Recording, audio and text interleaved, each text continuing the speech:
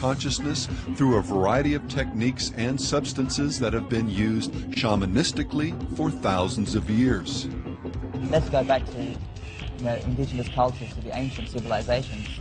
Shamanistically, it was part of the ritual you would take. There were certain drugs that would open up certain levels of consciousness. So when you surrendered yourself into the dance, into the ritual, into the collective organism, you have this, you're opening yourself up. It's just a key.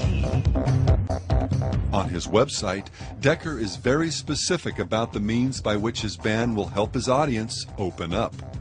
Medicine Drum are modern shamans, he says, the techno-pagans of electronica. They take the listener on an incredible journey into psychedelic trance. And Decker has loads of company.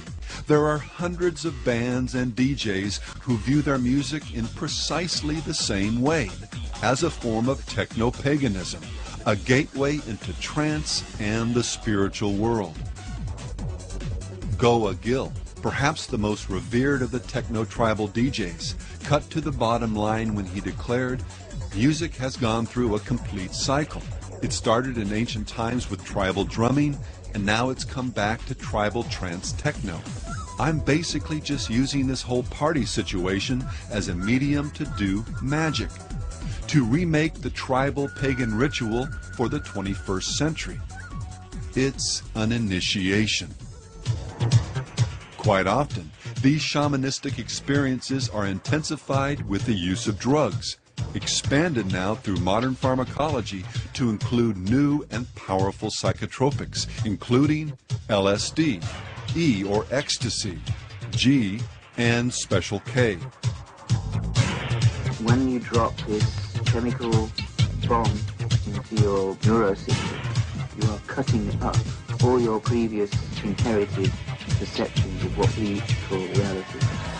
Everyone suddenly has shamanic experience for a couple of dollars.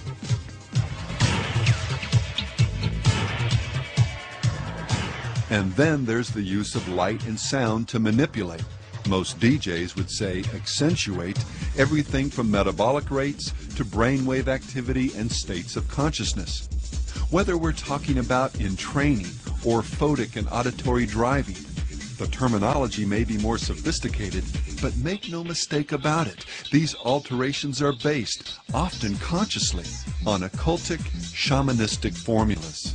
Indigenous rituals performed by shaman in the Peruvian Amazon and stuff, they would beat a drum at a certain number of wave cycles per second. In modern club culture and in seeing modern club events and modern rave events and things like that, you're seeing people entrained in the same brain state. You've got strobes, you have lighting that everyone's taking in, you have big-time photic driving, and the music is auditory driving. That's why people get so excited at a rock concert and tear up the seat. It's because their metabolism is being governed by the bass and the rhythm and the light.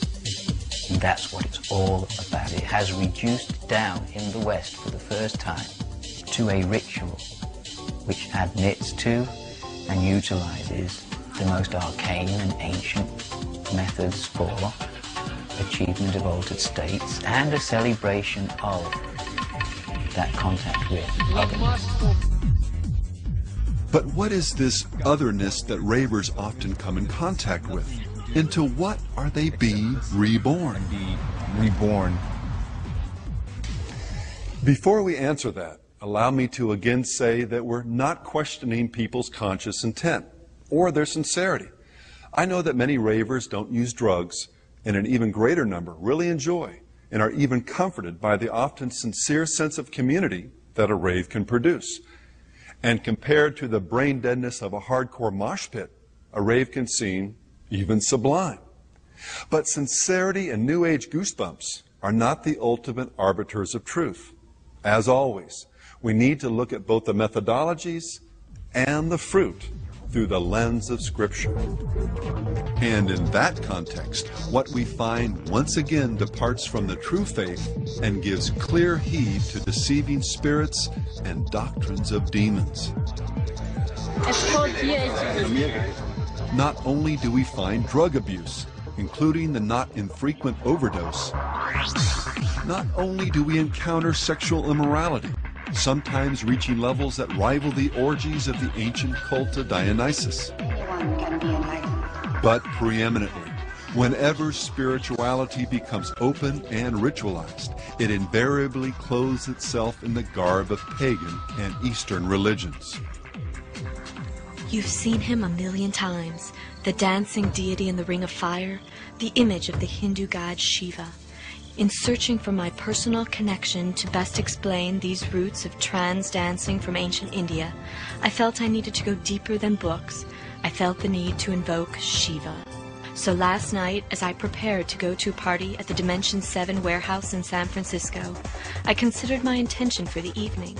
I wanted to become a sacred temple dancer. I knew I was on target when I arrived and immediately was greeted by a large bronze statue of Shiva dominating the altar in front of the DJ. Shiva had indeed been invoked. The magic had been spun, and the time had come for me to experience my devotional dance. The techno beat morphed in my head, the mesmerizing drone of devotional songs being repeated over and over again. Ecstatically allowing the trance to overtake me, I felt my body gyrate in unfamiliar ways that seemed as old as Shiva himself. I was able to leave my body and observe myself in this new, old incarnation. The trance dance spiraled me into the deep meanings of these movements. So this must have been the justification for the nights of wild sex I've read about in those Hindu temples. It is obvious to me that they were also in the trance, induced by the rhythmic music of their own blissful states. I wondered what local concoctions the devotees imbibed. After all, Shiva is the god of sex and drugs and rock and roll.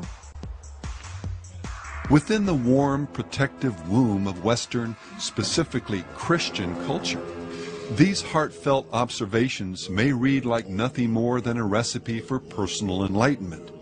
But both the Bible and the cultures that live within the full force of these demonic doctrines declare otherwise.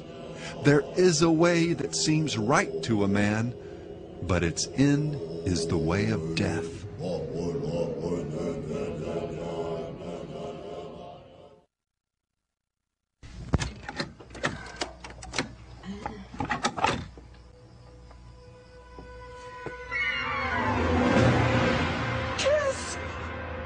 The devil's music.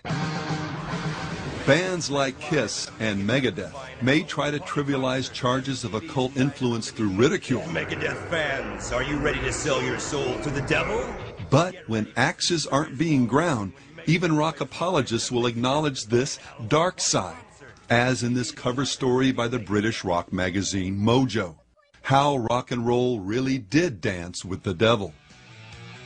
The 1960s witnessed an occult revival, the likes of which hadn't been seen in the West since the fin du siècle days of Madame Blavatsky's Theosophical Society and Aleister Crowley's Golden Dawn. For some artists and individuals in and around the rock music industry, this dance with the devil is both literal and intentional. And we feel that a cleansing of the idiot ideology of the pallid, incompetent Christ is in order. And so this is something that the Church of Satan is conducting on many different avenues. We're doing this through the use of what we have called aesthetic terrorism. This involves the creative use of art, music, writing, effectively what we call propaganda, the dissemination of information to influence what we call irony. Am I the son you've been waiting for? Am I the children war? To be your messiah on earth, and to sit at your left. To create the most evilest music and to gain entrance into the seven gates of hell. Do you believe in demonic possession? Of course. Are you possessed? Of course. Paul, there's a clear, at least I assume there's a clear satanic influence in your work. Is that real, or is that sort of tongue-in-cheek humor that you No, that's as real as it gets. But your art certainly, it seems to express the stereotype of Satanism. Yeah, but I use that specifically to bash the church.